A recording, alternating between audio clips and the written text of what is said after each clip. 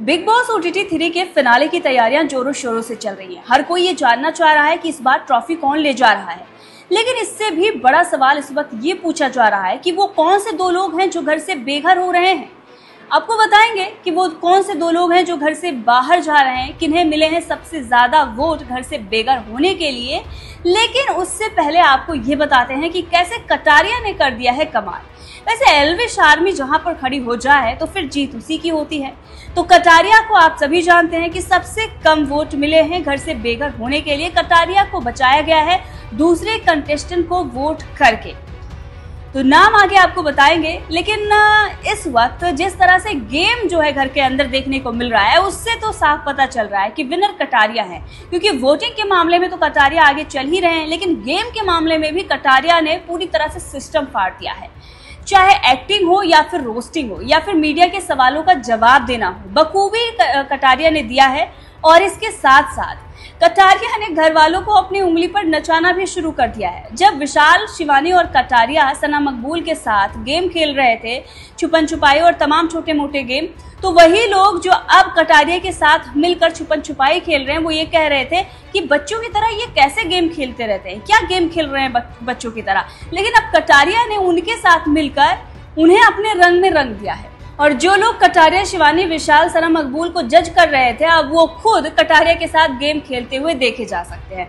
तो कटारिया ने पूरी तरह से गेम पलट दिया है और सबको अपने रंग में रंग लिया है। वैसे कटारिया जब बिग बॉस के घर के अंदर गए थे तो उस वक्त थोड़ा लग रहा था कि क्या खेल रहे हैं, और दूसरा ये भी था कि एल्विश के दम पर पहुंचे हुए हैं तो कुछ खास कमाल नहीं कर पाएंगे। लेकिन उसके बाद कटारिया ने ऐसा गेम प्ले किया है कि अब घर के अंदर सिर्फ कटारिया ही नजर आ रहे हैं।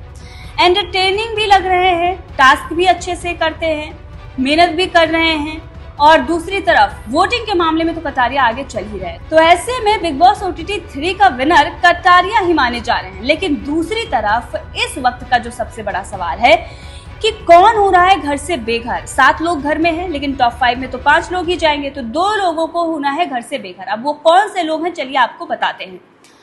तो सबसे पहले आपको ये बताते हैं कि जो नॉमिनेशन के लिए टास्क हुआ था उसमें नॉमिनेट हुए थे 4 लोग। वो 4 लोग हैं साई केतन, कटारिया, सना मकबूल और अरमान।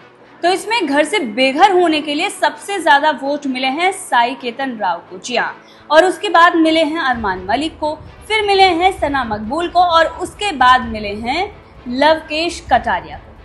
यानी कि सवाल ये था कि आप किसे घर से बाहर जाते हुए देखना चाहते हैं, यानी कि आप किसे घर से बेघर करना, किसे घर से निकालना चाहते हैं, बेघर करना चाहते हैं। तो उस पर एल्विश आर्मी ने अपने वोटिंग का पावर दिखाया है और किया है सबसे ज्यादा भर भर के प्यार, सपोर्ट और वोट दिया है साई केतन राव।